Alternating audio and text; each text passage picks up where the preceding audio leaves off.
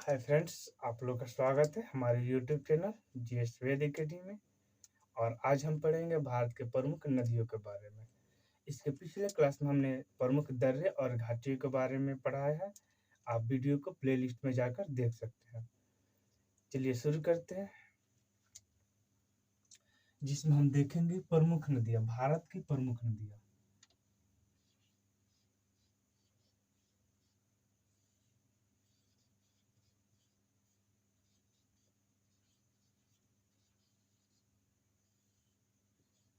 भारत की प्रमुख नदियाँ,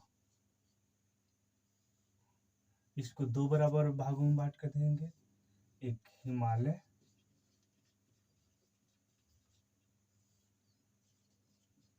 की नदियाँ,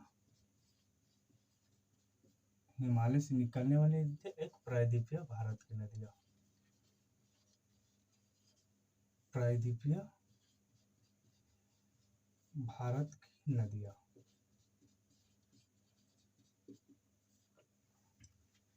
हिमालय की नदियों में हम देखेंगे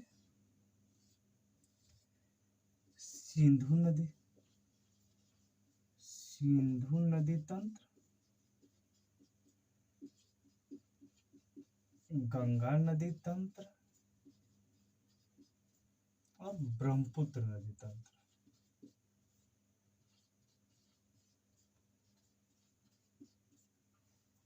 प्रायद्वीपीय नदियों में हम देखेंगे अरब सागर में जल गिराने वाली नदियां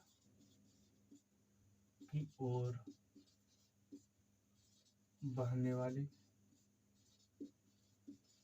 दूसरा का देखेंगे बंगाल की खाड़ी में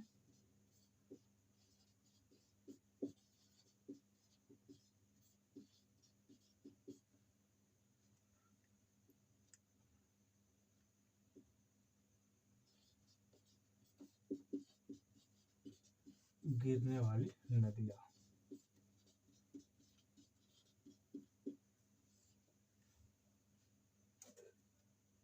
सबसे पहला है कि अपवाह क्या होता है।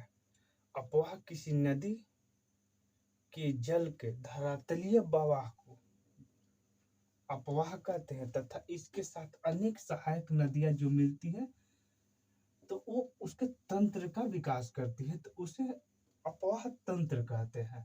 जिसमें हम देखेंगे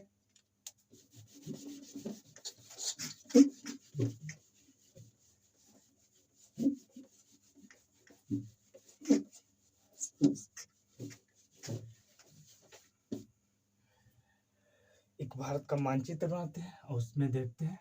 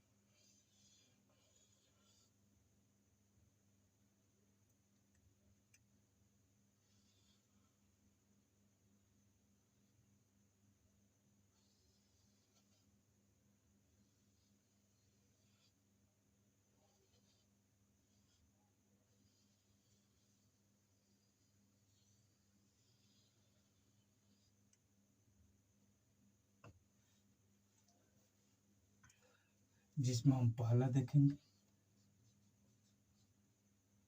सिंधु नदी तंत्र के बारे में।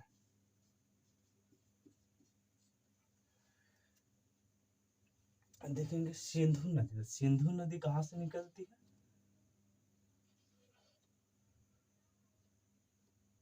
तो यह सिंधु नदी मानसरोवर झील के पास से निकलती है और यह लद्दाख और जास्कर श्रेणियों के मध्य गुजरते हुए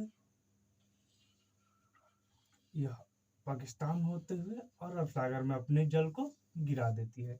ये अरब सागर है, ये अरब सागर है और ये बंगाल की खाड़ी है।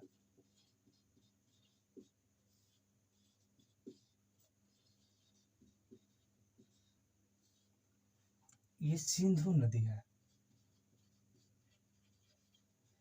सिंधु नदी जो सिंधु नदी की कुल लंबाई 2880 किलोमीटर है, जबकि यह भारत में कितना,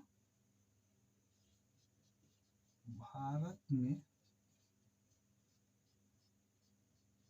1114 किलोमीटर टोटल लंबाई हो गई, और भारत में हो गया किलोमीटर। भारत में 1114 किलोमीटर बहती है। इस सिंधु के दाएं तट से सियुक नदी आकर मिलती है। ये सिंधु की सहायक नदी है। और इसके बाएं तट से झेलम मिलेगी,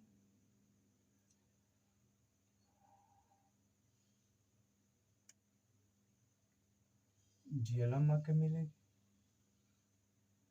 इसका चिनाव मिलेगी,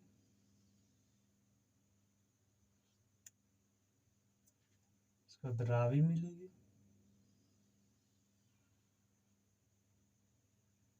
ब्यास,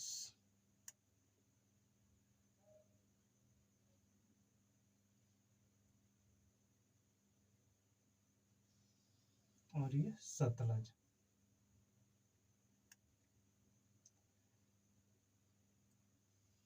आगे मिलेगी, और ये सतलज आके यहाँ पे मिलेगी। ये जो है यहाँ के जो मिलन बिंदु है सबका, ये मिठान कोट है। मिठान कोट, ये झेलम नदी है।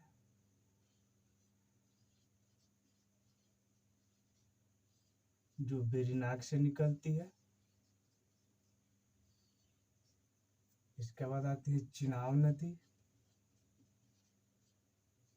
यह हिमाचल प्रदेश नदी। ये दो नदियों का चंद्र तथा प्रभा नामक नदियों का संगम से होती है। उसके बाद आती है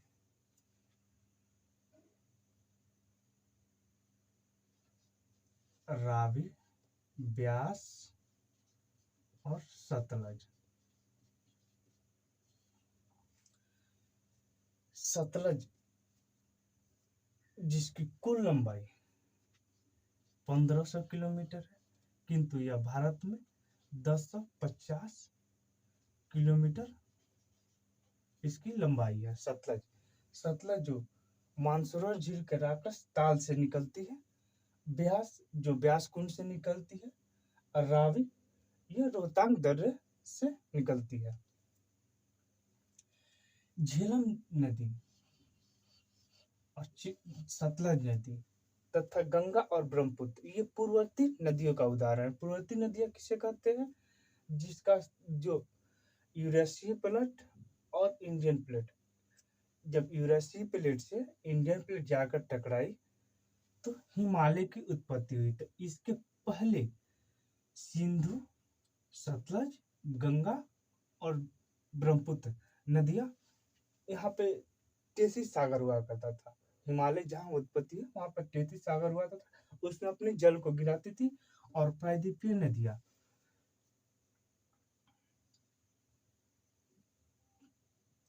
केन, बेतवा, सिंध, ये जो नदियां थी ये जाकर उत्तर की साइड बढ़ के ये तेतीस सागर में अपने जल को गिराती थी। तो पूर्ववर्ती नदियों में सिंधु, सतलज, गंगा और ब्रह्मपुत्र नदी है, जो हिमालय की उत्पत्ति से पहले ही बहती थी। और हिमालय की उत्पत्ति जैसे जैसे हुई उसके पहाड़ियों को काटकर अपना अस्तित्व आज भी बनाए हुई है। यह हिमालय के पूर्व में बहती थी, इसलिए इसे पूर्ववर्ती नदी कहा गया। किसे? तो सिंधु, सतलज, गंगा और ब्रह्मपुत्र नदी को पूर्ववर्ती नदी का उदाहरण दिया गया है। सिंधु नदी तंत्र में इसका प्रमुख है जब भारत और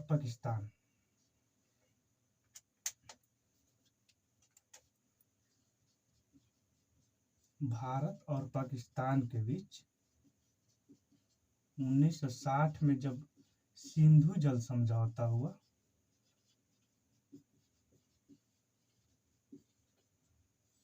उसके तहत सिंधु सिंधु झेलम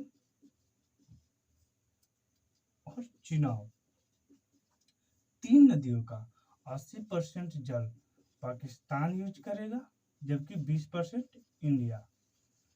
ऐसे ही 3 नदियां, रावी, ब्यास और सतलज। रावी, ब्यास और सतलज, ये जो 3 नदियां थी, भारत इसका 80% जल यूज करेगा।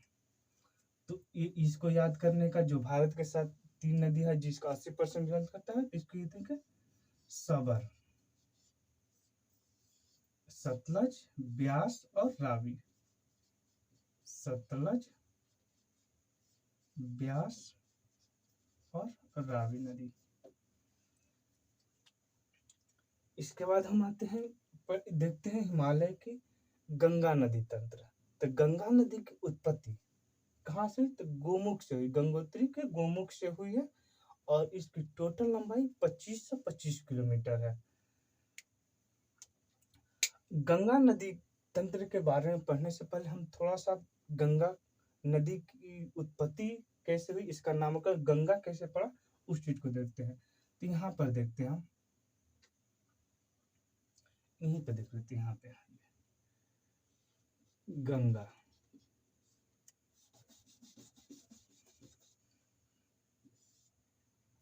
जब धौली गंगा और विष्णु गंगा, ये धौली गंगा और ये विष्णु गंगा, जब विष्णु प्रयाग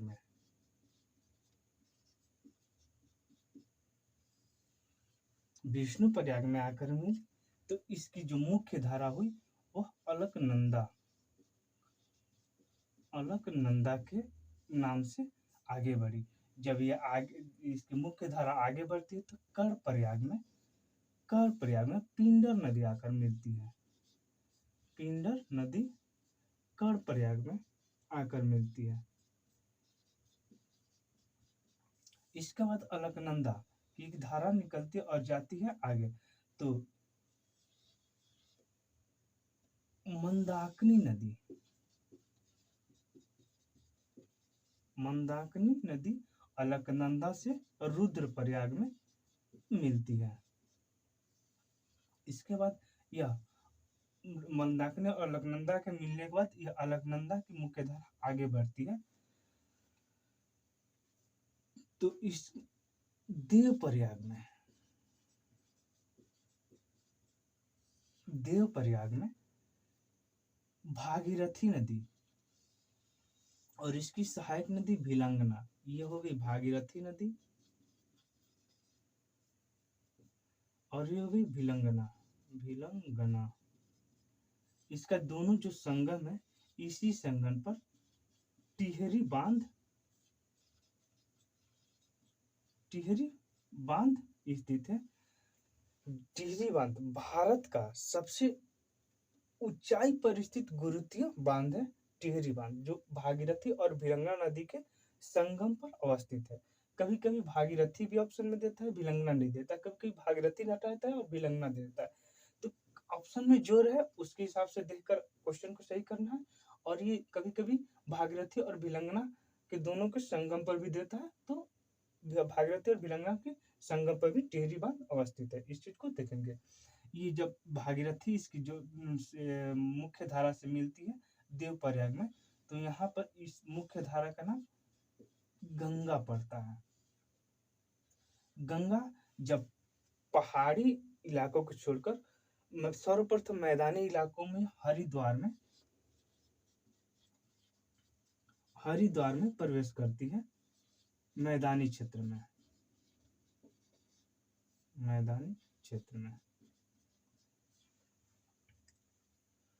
अब देखते हैं हम गंगा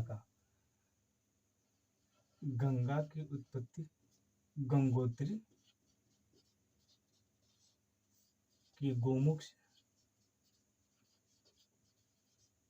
गंगोत्री के गोमुख से हुआ और यह भारत में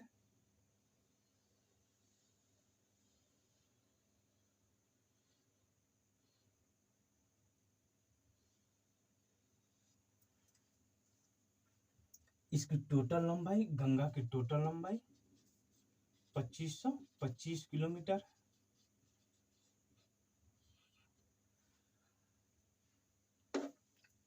गंगा की सबसे, या कहें भारत की किसी नदी की सबसे लंबी सहायक नदी यमुना है, जो यमुनोत्री से निकल कर आती है। यह गंगा के दाहिने तट से आकर इलाहाबाद में मिलती है।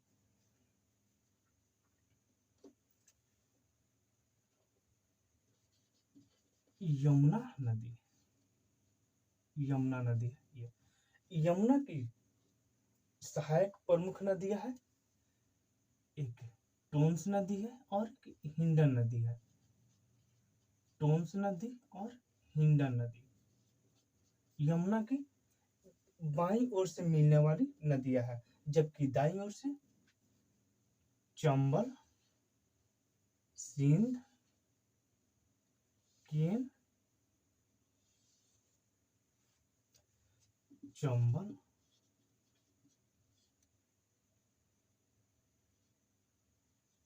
बेतवा, केन और सिंध।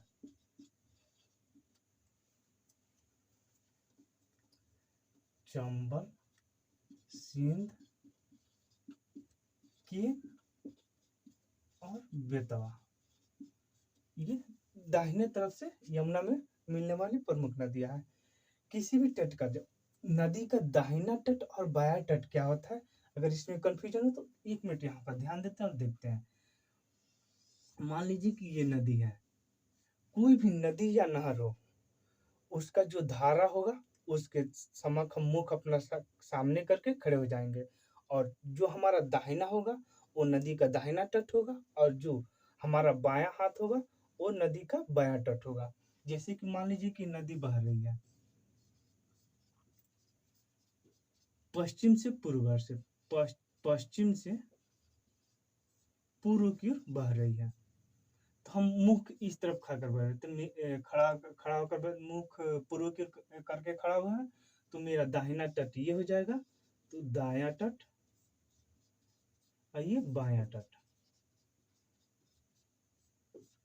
कहलाता है। इसके बाद गंगा गंगा में बाएं तट से कन्नौज, कन्नौज के पास रामगंगा आकर मिलती है। इसके बाद गंगा यमुना का इलाहाबाद में संगम हो जाता है, और जब गंगा के प्रमुख जो मुख्य धारा होती है वो आगे बढ़ती है, तो वाराणसी में वरुण नदी, वाराणसी में मिलती है। इसके बाद गंगा आगे बढ़ते हुए बिहार में प्रवेश करती है, तो ये घाघरा नदी जो सारण प्रमंडल में आकर गंगा नदी से मिलती है। इसके बाद ये घाघरा होगी।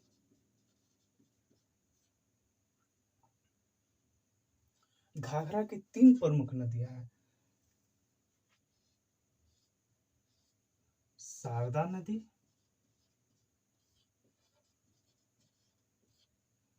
घाघरा घाघरा खुद एक प्रमुख नदी है, और एक है राप्ती, राप्ती नदी जो गोरखपुर अवस्थित है, राप्ती नदी पर। इसके बाद आते हैं घाघरा के बाद गंडक,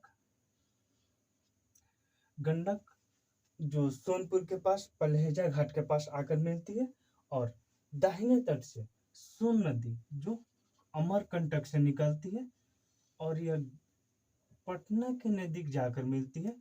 गंडक तथा सोन जहाँ पर संगम होता है, यहाँ पर पटना अवस्थित है। इसका प्राचीन इतिहास भी रहा हुआ। इसके बाद गंडक के बाद बूढ़ी गंडक, बागमती, कमला, कोसी, महानंदा। गंडक के बाद बूढ़ी गंडक, बागमती, कोसी, इसका महानंदा। गंगा की सहायक नदियों में बाएं तट से मिलने वाली सबसे अंतिम नदी महानदी है। इन नदियों के बारे में जब हम बिहार का नदी तंत्र पे नदियों के बारे में बताएंगे तो विस्तृत तरीके से बताएंगे। इसके बाद गंगा की अन्य जो दाएं से मिलने वाली नदियां में है, पुनपुन नदी है, फल्गु नदी है, अजय है, इत्यादि है।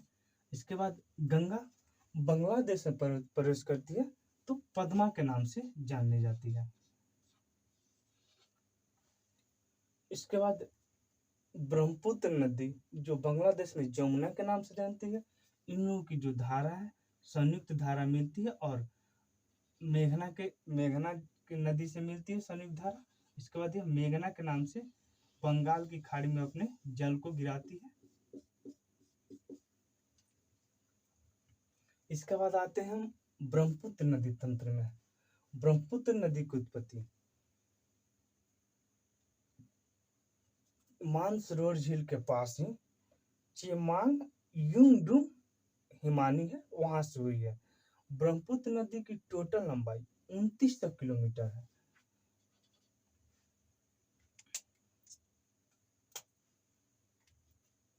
तो ब्रह्मपुत्र नदी की टोटल लंबाई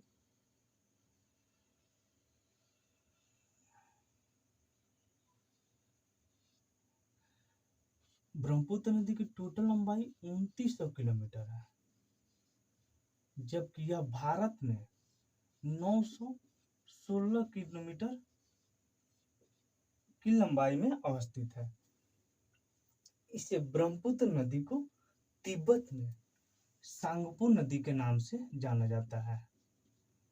सांगपो तिब्बत में बोला जाता है। जैसे हिमालय को नेपाल में सागरमाथा के नाम से जाना जाता है, वैसे ही ब्रह्मपुत्र को तिब्बत में सांगपो के नाम से जाना जाता है। इसके बाद जब ब्रह्मपुत्र नदी भारत में अरुणाचल प्रदेश के यांगयाप दर्रा है यहाँ से प्रवेश करती है, तो भारत में जब अरुणाचल प्रदेश में ब्रह्मपुत्र को दिबांग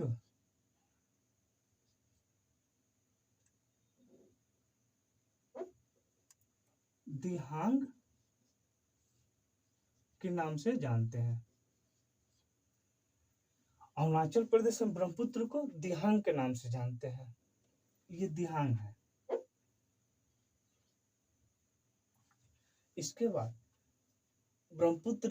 ब्रह्मपुत्र की सहायक नदियों में दिबांग और लोहित मिलती है। दिबांग और लोहित मिलती है, ये कहाँ मिलती है? तो पासीघाट में मिलती है। ये पासीघाट में मिलती है। इसके बाद ब्रह्मपुत्र नदी आगे बढ़ती है तो असम में राज्य में ब्रह्मपुत्र दिबांग जो अरुणाचल प्रदेश में हो, असम में इसे ब्रह्मपुत्र के नाम से जाना जाता है। जो वास्तविक नाम हम ब्रह्मपुत्र जानते हैं उसे असम में ही उसका नामकरण होता है। तो असम में इसके पहले मानस नदी एक कापली नदी मिलती है, कामपेली नदी जिस पर कामरूप नगर अवस्थित है। कामरूप नगर अवस्थित है। इसके बाद मानस नदी मिलती है। मानस नदी मिलती है और ब्रह्मपुत्र नदी पर ही यह गुम्फित जलमार्ग बनाती है ब्रह्मपुत्र नदी, जिसके कारण असम में विश्व की सबसे बड़ी नदी द्वीप जो माजुली नदी द्वीप है, माजुली नदी द्वीप जो असम में अवस्थित है, ब्रह्मपुत्र नदी पर है। इसके बाद ब्रह्मपुत्र नदी बांग्लादेश में धुबरी के पास से बांग्लादेश में प्रवेश करती है। जब बांग्लादेश में प्रवेश करती है तो ब्रह्मपुत्र नदी को जमुना के नाम से जाना जाता है और गंगा को बांग्लादेश में पद्मा के नाम से जाना जाता है।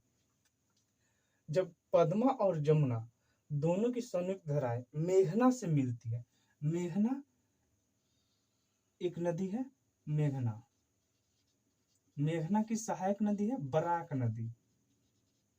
बराक नदी जो मेघना की सहायक नदी है। जब संयुक्त धारा मेघना से मिलती है तो इन लोगों की संयुक्त धारा मेघना की नदी मिलने के बाद यह मेघना के नाम से बंगाल की खाड़ी में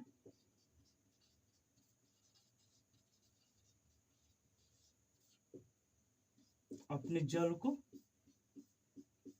गिरा देती है। यहाँ पर गंगा और ब्रह्मपुत्र नदी जहां पर अपने जल को गिराती है उसके मुहाने पर विश्व की सबसे बड़ी नदी डेल्टा द्वीप का निर्माण होता है। गंगा और ब्रह्मपुत्र की डेल्टा, गंगा ब्रह्मपुत्र की डेल्टा, यहाँ पर ही सुंदरवन पाए जाते हैं। इसके बाद आते हैं हम प्रायद्वीपीय भारत में। प्रायद्वीपीय भारत में हम अरब सागर में गिरने वाली नदियों के बारे में पढ़ेंगे तथा बंगाल की खाड़ी में गिरने वाली नदियों के बारे में पढ़ेंगे। अभी देखते हैं अरब सागर में अपनी जल गिराने वाली नदियां। पश्चिमी घाट जो अरब सागर में जल गिराती है, इन नदियों की प्रमुख विशेषता है कि यह डेल्टा का निर्माण नहीं करती, एस्चुरी का निर्माण करती है। जिसमें अरब सागर में गिराने वाली प्रमुख नदियां कौन कौन सी? एक लूनी नदी है जो कच्छ के रण में गायब हो जाती है। लूनी नदी जो 320 किलोमीटर लंबा है और यह कच्छ के रण में गायब हो जाती है। इसके बाद आती है साबरमती।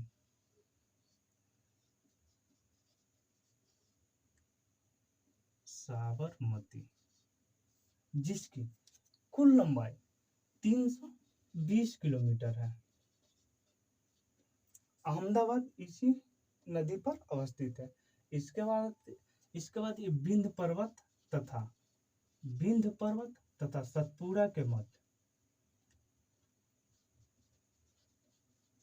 नर्मदा नदी इन दोनों के भ्रंश से होकर गुजरती है जिसकी लंबाई 1312 किलोमीटर है। नर्मदा का उद्गम स्थल अमरकंटक है। अमरकंटक से 3 नदियां निकलती है। एक नर्मदा पश्चिम की ओर, सोन उत्तर की ओर, जबकि एक महानदी जो पूर्व की ओर। महानदी अमरकंटक भी लेता है। अगर अमरकंटक आंसर में नहीं रहता है तो सिहावा दिया आता है जो रायपुर है छत्तीसगढ़ की राजधानी, वहां सिहावा है, वहां से महानदी का उद्गम होता है। ये नर्मदा नदी है जो एस्चुरी का निर्माण करती है और अरब सागर में अपने जल को गिरा देती है। धुआंधार जलप्रपात नर्मदा नदी पर ही बनता है। इसके बाद ताप्ती नदी। ताप्ती नदी यह मुल्ताई श्रेणी से, यह सतपुड़ा श्रेणी की मुल्ताई जो श्रेणी है वहां से निकलती है। यह इसकी टोटल लंबाई है 724 किलोमीटर। 724 किलोमीटर कुल लंबाई है और अरब सागर में अपने जल को गिरा देती है। इसके बाद आते हैं गोवा में मांडवी और जुआरी नदियां हैं। मांडवी और जुआरी ये प्रमुख नदियां हैं अरब सागर में जो अपना जल गिराती है। इसके बाद हम आते हैं बंगाल की खाड़ी में जल गिराने वाली नदियां। इसमें पहला है स्वर्णरेखा, दूसरा का ब्राह्मणी,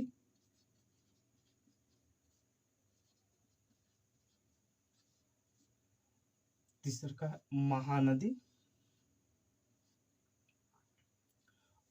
महानदी जो रायपुर छत्तीसगढ़ की राजधानी रायपुर जो सिहावा जिला वहां से निकलती है और इसकी टोटल लंबाई 858 किलोमीटर है महानदी की और ये सिहावा से निकलती है। इसकी प्रमुख सहायक नदियां हैं तेल, हदसो, जोंक इत्यादि प्रमुख इसकी सहायक नदियां हैं। इसके बाद गोदावरी, जो नागपुर के जो त्र्यंबकेश्वर से निकलती है गोदावरी नदी।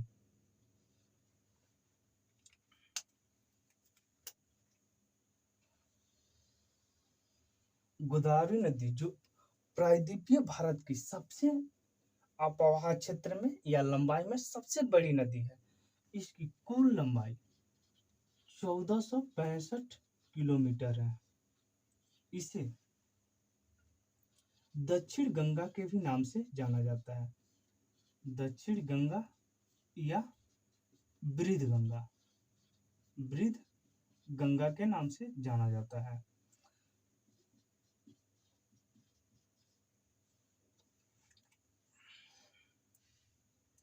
इसकी प्रमुख सहायक नदियां हैं, गोदावरी की प्रमुख सहायक नदियां हैं वर्धा, पेनगंगा, वेनगंगा, इंद्रावती,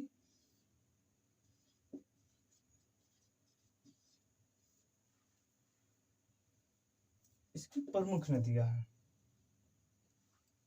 इसके बाद आते हैं हम कृष्णा। कृष्णा जो महाबलेश्वर से निकलती है और इसकी लंबाई है कृष्णा की लंबाई है 1400 किलोमीटर।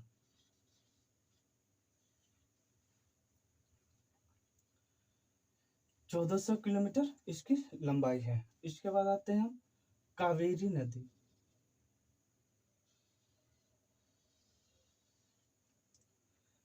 कावेरी नदी जो कर्नाटक के कुर्ग जिले से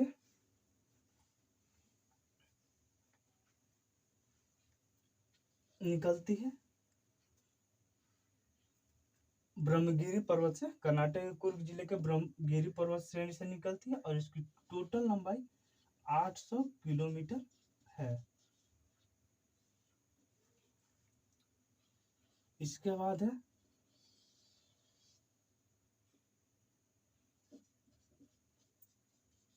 पेन्नार नदी।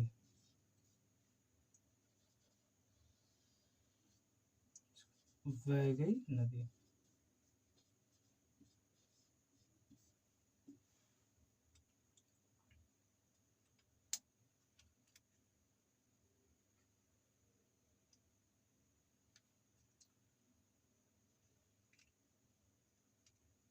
अभी के लिए इतना ही।